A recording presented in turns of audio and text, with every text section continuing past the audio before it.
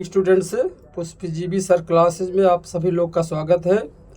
आज हम चर्चा करेंगे आज के टॉपिक में present indefinite tense interrogative sentence WS type.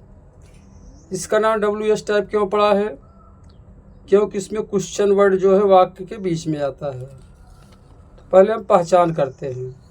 ऐसे हिंदी वाक्यों में कब माने व्हेन,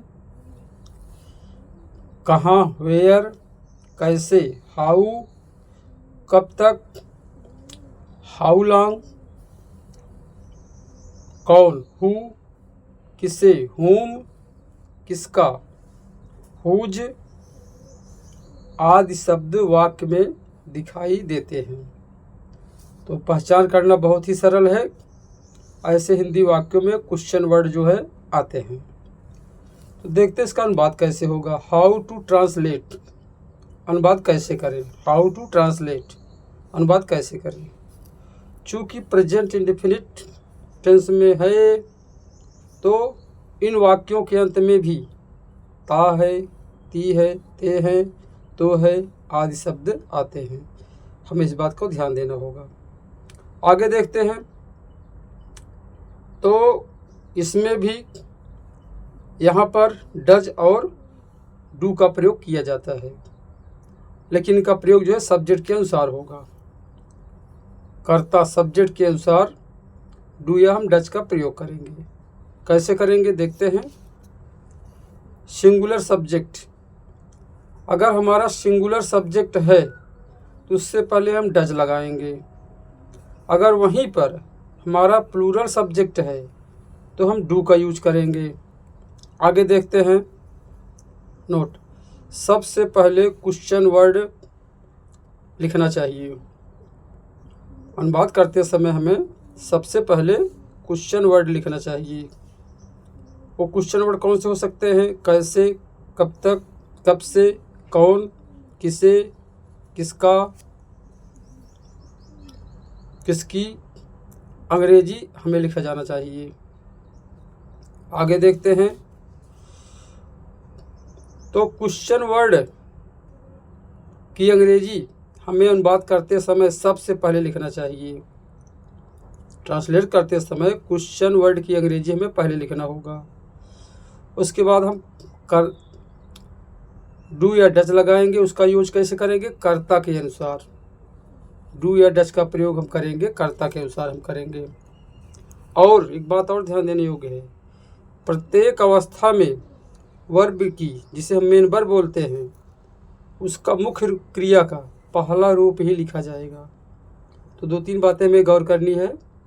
सबसे पहले हमें क्वेश्चन वर्ड लगाना होगा, कर्ता के अनुसार डू या डज लगाना होगा, और प्रत्येक अवस्था में वर्ब की फर्स्ट फॉर्म का ही यूज किया जाएगा।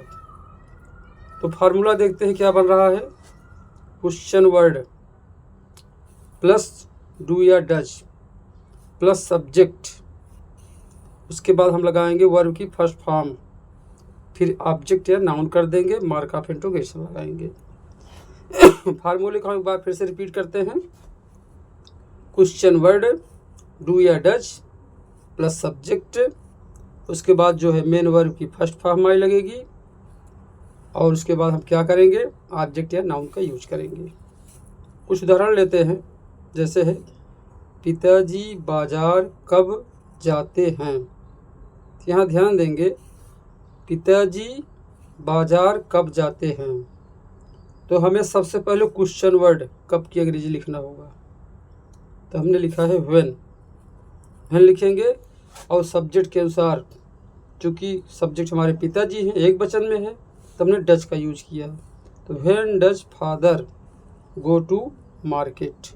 बहुत सिंपल है। क्वेश्चन वर्ड हमें सबसे पहले लिखना होगा। नेक्स्ट लेते हैं अनुवाद। वे प्रतिदिन कहाँ जाते हैं। ध्यान देंगे, कहाँ, कहाँ की अंग्रेजी वेयर होती है, हमें सबसे पहले लिखना होगा। वे बहुवचन में है, दे होगा, लेकिन दे से पहले हमारा क्या आएगा? डू। तो हो जा रहा है where do they go every day. तो आप गौर करेंगे, हमें सबसे पहले क्वेश्चन वर्ड की ही अंग्रेजी लिखना होगा। उसके बाद डू या डज लगाएंगे जो कर्ता के अनुसार लगेगा। तीसरा उदाहरण हम लेते हैं 3rd नंबर का। तुम्हारा भाई इस काम को कैसे करता है। तुम्हारा भाई इस काम को कैसे करता है, तो कैसे हमें सबसे पहले कैसे की अंग्रेजी लिखना है, हाउ हो जाएगा। तुम्हारा भाई चूँकि सिंगुलर है, सब्जेक्ट में डज लगाना है, तो how does your brother do this work. बहुत सिंपल है। चौथा एग्जाम्पल हम लेते हैं, तीसरा हो गया ऊपर वाला। तुम उसे क्यों मारते हो। देखें क्यों, हमें व्हाई की अंग्रेजी सबसे पहले लिखना होगा क्योंकि। Why do you beat him. Why do you beat him. 5 example है। तुम प्रतिदिन क्या करते हो। हमें क्वेश्चन वर्ड क्या की अंग्रेजी सबसे पहले लिखना होगा, तो व्हाट डू यू। डू का प्रयोग क्यों, क्योंकि तुम है, उससे पहले हम डू लगाएंगे। What do you do daily. तो आप ध्यान देंगे ये प्रेजेंट इंडेफिनिट टेंस है, जिसमें हमें इस बात का ध्यान रखना है कि प्रेजेंट इंडेफिनिट टेंस का जो अनुवाद होता है उसकी 4 फॉर्म में हम अनुवाद करते हैं।